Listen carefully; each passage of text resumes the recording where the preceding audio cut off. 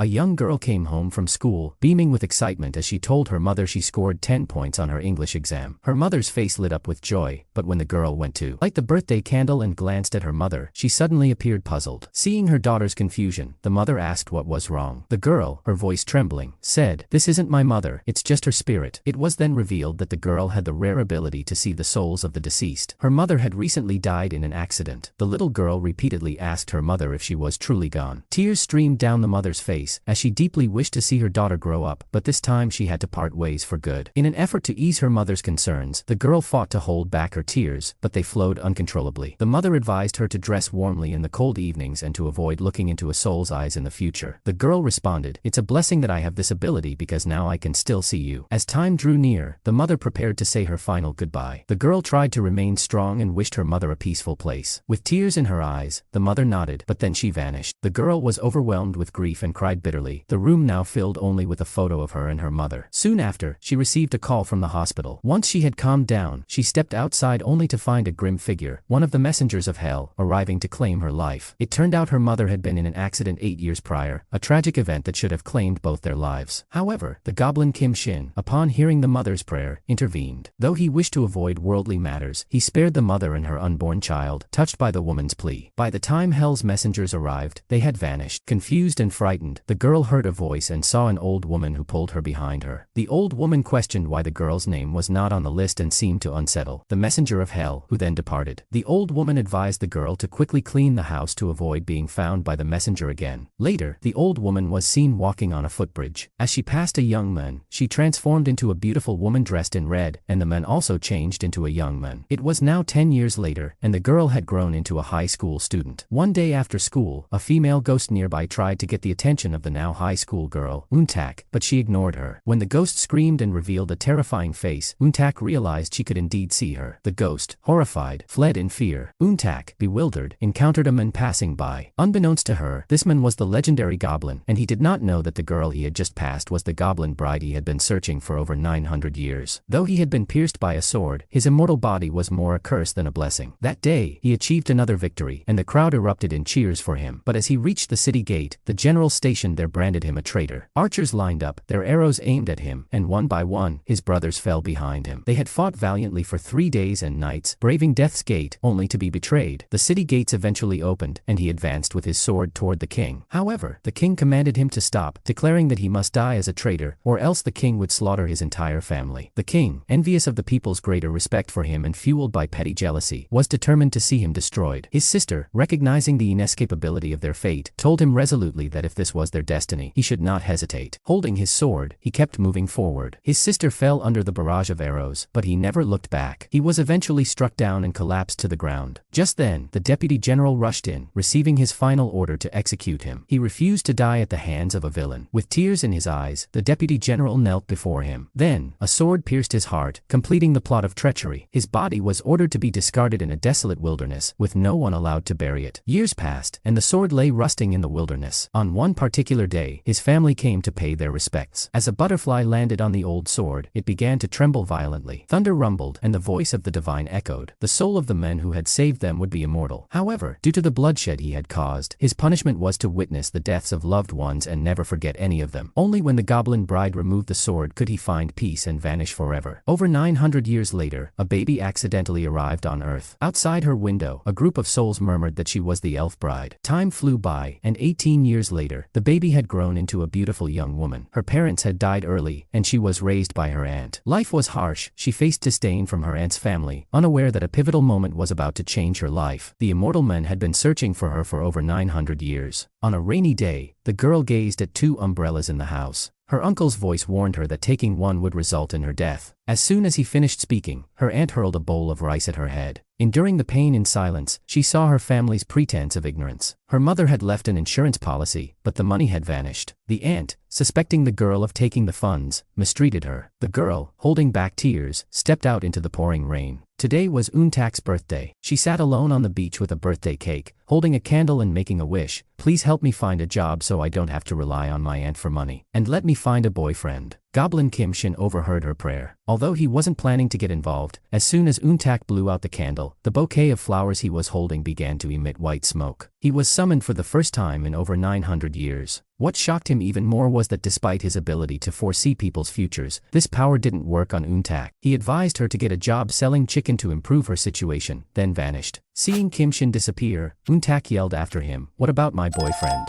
The next day, Untak went searching for a job at the chicken store, but she couldn't find it anywhere. She suspected Kim Shin had tricked her. Just then, a pile of garbage in front of her burst into flames. She quickly doused it with water and extinguished the fire. Kim Shin appeared again, annoyed by what he saw as unnecessary trouble, and vanished once more. At the church, Untak lit a candle and blew it out. Kim Shin reappeared, but upon seeing Untak again, he turned to leave. Untak, thinking quickly, tried blowing out the candles on her phone, which had the same effect. When Kim Shin tried to depart, Untak tried to stop him. Kim Shin, surprised by her persistence, turned to face her. Untak, who was unaffected by his fire, asked if he was an elf. Kim Shin inquired about what she could see, and Untak mentioned she could see ghosts since birth. The ghost identified herself as a goblin bride and showed Kim Shin a mark on her neck. Kim Shin asked her to prove it and questioned what she saw. Untak replied, "A tall man, around 30 years old." She didn't mention seeing a sword embedded in his chest. Kim Shin, not expecting much, turned to leave but was stunned when Untak followed him through a door he opened. He found himself in Canada, and Untak arrived there right behind him. Kim Shin asked if she had followed him through the door. Untak, realizing where she was, told Kim Shin that because of his impressive magic, she would marry him. Kim Shin was taken aback by her bold declaration. The woman in red gave Untak a bag of spinach and insisted that she should eat it with her relatives. When Untak returned home, her aunt was visibly annoyed and ordered her to cook rice. Untak prepared the spinach and added it to the kimbap. Untak's older sister arrived with a book, a souvenir from Canada, but the aunt suspected Untak of planning to abscond with the insurance money and berated her. The gossiping sister went to the kitchen to cut a piece of kimbap but accidentally cut her hand. A man also tried a piece of kimbap and choked. The aunt, finally stopping her harsh treatment of Untak, was unaware that the woman in red was the same old woman who had once saved Untak from the messenger of hell. Untak sat outside, munching on the kimbap she'd just made. A surge of frustration bubbled up inside her. Meanwhile, Kim Shin was restless, tossing and turning in bed. The girl who had summoned him followed him through a door, and yet couldn't see the sword on his body. Untak was indeed his bride. As he thought about her, an image of Untak filled his mind. He kicked his legs in excitement, sat up abruptly, and wanted to confront her to clear things up. However, when he finally saw Untak, he criticized her for being too trusting and questioned why she would trust strangers so easily. Although he was eager to meet her, he denied it and forgot his initial intention. Back at his place, Kim Shin found the messenger of hell occupying his home. Diakwa, who had been with Kim Shin since childhood and whose family had served goblins for generations, had agreed to let the messenger rent a room. Kim Shin ordered the messenger to leave, but the messenger produced a rental contract. Before Kim Shin could react, the contract was instantly burned. The messenger of hell coldly remarked that this arrangement was temporary and that he would vacate the room the following day. The next morning, they shared a meal and amused themselves with magic tricks. Not long after, Untak landed a job and excitedly lit a match, blowing out the flame to summon Kim Shin. Fortunately, he appeared while enjoying a meal. Kim Shin popped a piece of steak into his mouth and turned to leave quietly. Inside the house, the messenger of hell was preparing for his bedtime ritual when Kim Shin burst in, admiring his outfit. The repeated interruptions left the messenger of hell unable to sleep, and he grumbled about the pristine state of the blanket, stating, "I like it like that." The following morning, as the messenger of hell woke up, Kim Shin eyed him with satisfaction. However, the messenger playfully taunted Kim Shin with dirty underwear. Kim Shin patted his knees, picked up and set down a book, and continued to shake with anticipation for Untak's summon. Untak lit a match and blew out the flame, only to find that the visitor was not Kim Shin but the messenger of hell. Blocking her path, the messenger of hell stood firm. At that moment, Kim Shin appeared. Untak instinctively covered Kim Shin's eyes, worried the messenger might harm him, but she was unaware that Kim Shin, being a goblin, had nothing to fear. He took Untak's hand and shielded her behind him. The messenger of hell warned Kim Shin to stay out of it, but before he could finish, thunder and lightning erupted from Kim Shin's anger. Untak, fearing for Kim Shin, tried to pull him away, but he refused to budge. Instead, he issued a defiant threat, declaring he wouldn't let anyone take his goblin bride. Realizing that Untak was the goblin bride he had been seeking for so long, the messenger of hell understood he couldn't touch her. He quickly shifted the conversation, claiming he had only been testing their hearts. After the messenger of hell departed, Kim Shin informed Untak that he was leaving and advised her not to summon him again. Since Untak couldn't mention the sword embedded in Kim Shin's chest, he concluded she wasn't his bride. With a heavy heart, Untak said her goodbyes and joined a group of ghosts. There, she discovered that Kim Shin, the Goblin, was the one who had saved her and her mother years ago. Kim Shin, lost in thought, sat in a chair when fog suddenly enveloped the room. Mistaking it for Untak's summoning, he eagerly got up, only to realize it was Diakwa's smoke. Shortly afterward, a creditor arrived at Untak's aunt's house. To protect herself, Untak's aunt falsely claimed that Untak had savings. After school, the creditor forcefully dragged Untak into a car, and they disappeared from the school gate. As night fell, the creditor searched through Untak's backpack but found nothing. When the driver lit a cigarette, Untak tried to blow out the flame to summon the goblin but was restrained by the men. Fearfully, Untak insisted the savings weren't with her. Losing his patience, the man raised his hand to slap Untak, but just then, the symbol on her neck began to glow. Meanwhile, Kim Shin and the messenger of hell were having a showdown in the house when suddenly, dishes crashed to the floor. Kim Shin's gaze locked onto the men holding Untak. The men grew increasingly impatient as Untak struggled and screamed for help.